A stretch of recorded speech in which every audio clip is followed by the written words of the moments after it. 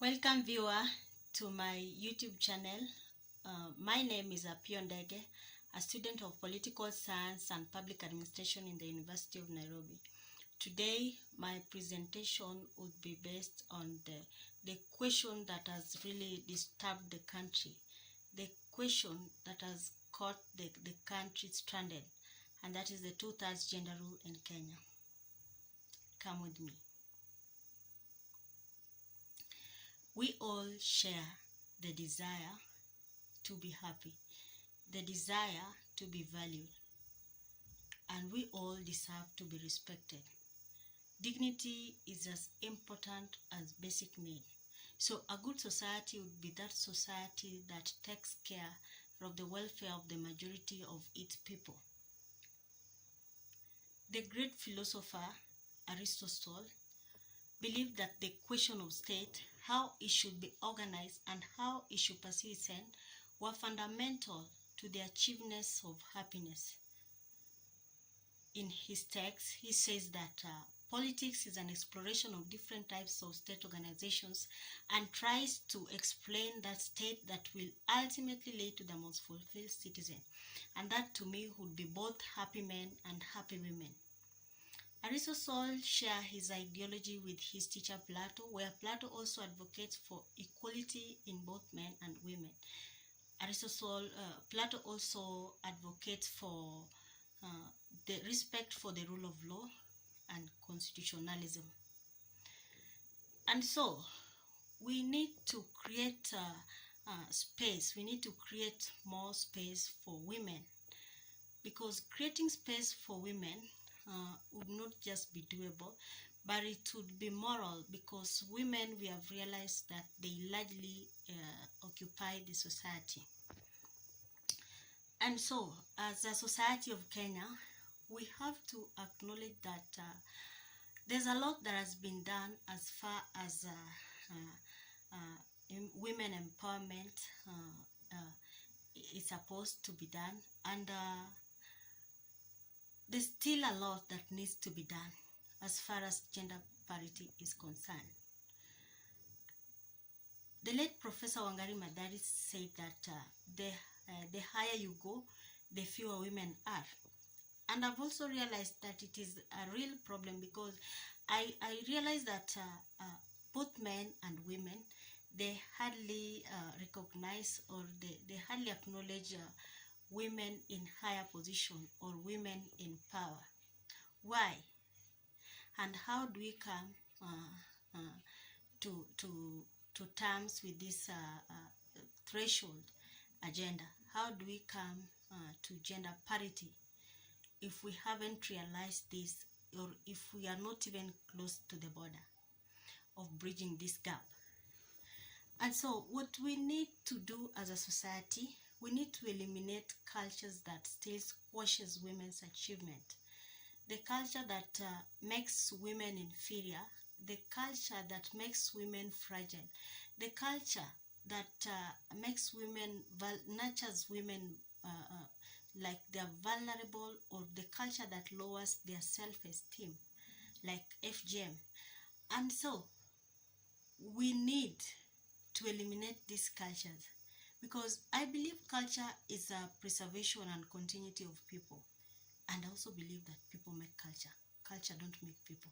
And if this culture cannot preserve any future, then this culture should be as equally as dead. And so if I may ask, why hasn't this gender rule, or the 2/3 gender rule, been implemented? How many times has this bill been rejected in Parliament? And so I even find it interesting when Chief Justice Maraga advises the President to dissolve Parliament, because it is high time.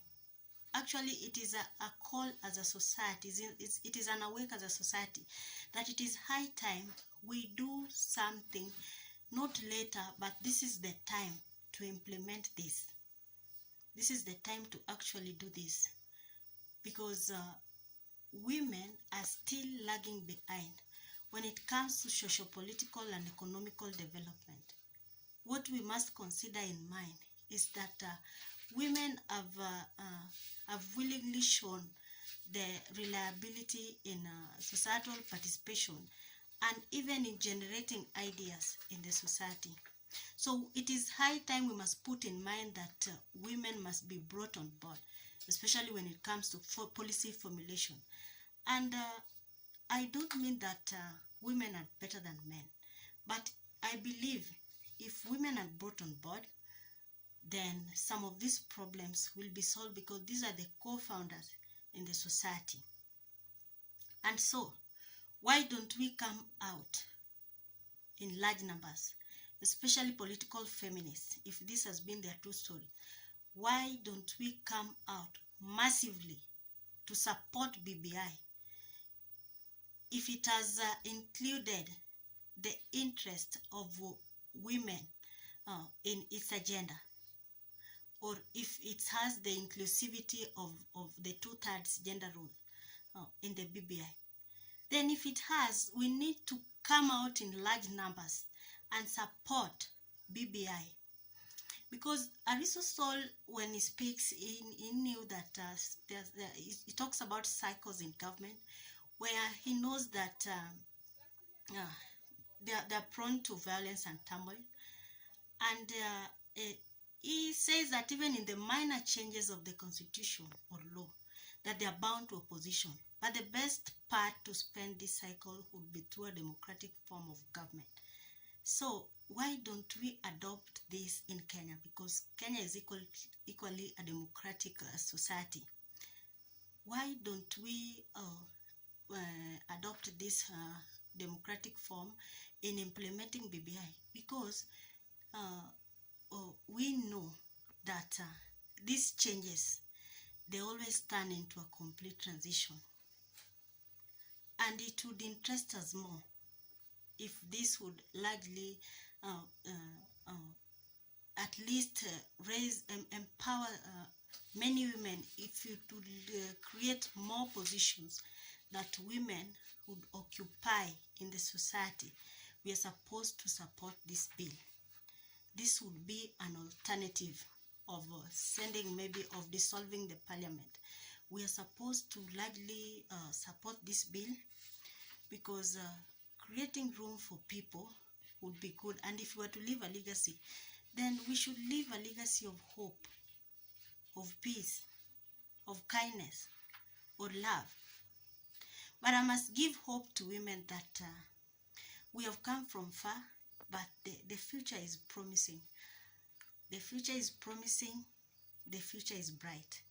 And you as a woman, you're supposed to know that being a woman is not just being somebody's wife or somebody's mother. There's a lot that a woman can do in the society that can develop the society. Thank you.